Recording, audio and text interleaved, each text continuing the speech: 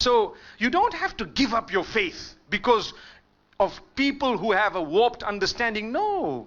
Continue teaching the people that, look, I'm a Muslim. For example, I'm a Muslim. And I'm a good Muslim. I'm a devout Muslim. But I'm reaching out to you. I love you. There are sects among the Muslimin. We get along. That's how it should be. We should be getting along. We should greet each other. This business of labeling people kafir is one of the roots of the problems we have. And that does not exist only with one sect. Trust me, it exists with many, many sects. When you have a difference, say, no, this one's a kafir. Why? For what? Why use heavy terms? Obviously, this might be understood by the Muslims more than others. But we know it's a problem, because the minute you label someone with these labels that are so heavy, do you know what will happen? It creates a sense of going back to some rulings in the hearts of some of the Muslims. And you know the ruling of apostasy, for example. Some of them have made mention of some harsh rulings. The problem is the people start taking the law in their own hands.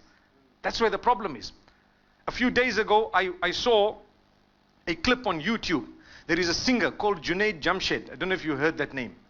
What happened to him is, he's a Pakistani. In one of his talks, he was a singer, and he turned to the deen, and he became a little bit more serious about his faith. But still, he was promoting something, saying something. In his statements, you know, we are human beings. I'm sure we have a slip of the tongue now and again. It's normal. Look, I'm speaking to you without a paper.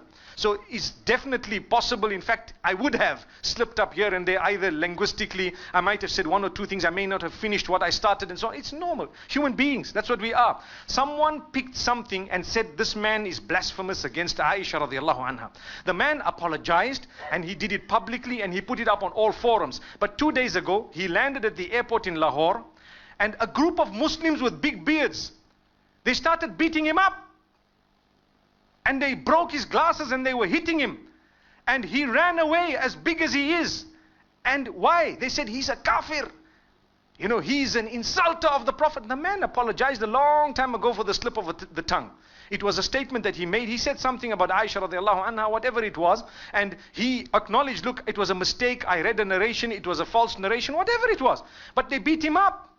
Those are the ones who are listening to the others, who is sitting back in their little parlors, calling this one kafir, that one kafir. What happened? As a result, the public took the law in their own hands to hit him. There's a difference of opinion. Leave the man. But he apologized on top of that. And still, what was the root of that? It was because someone somewhere called him a kafir. That's what it is. Relax. If I have a difference with you, I could say, my brother, this is a deed of disbelief. That's correct. But to label you, hey, this one, that Allah has kept one entire day to do that. It's known as Yawmiddin, the Day of Judgment. Don't judge people just like that. If people were non-Muslim and they accepted Islam, or people were sinful and they came to the right path, remember there would also be people on the right path who later become sinful. It could be. So don't be judgmental. Try and contribute positively to everyone. Try and reach out to all. If you see something wrong, there is a way of correcting it. Think, and think deeply, not just shallow. Think very deep. People are generally good, but the devil comes to us and makes us love gossip and start up a problem, and we get excitement when we see people fighting. Yeah, you see, it's gone there and it's there. For what?